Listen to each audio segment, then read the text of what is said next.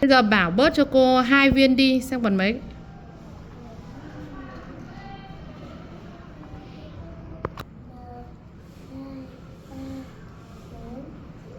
Sao bớt 2 bằng 4?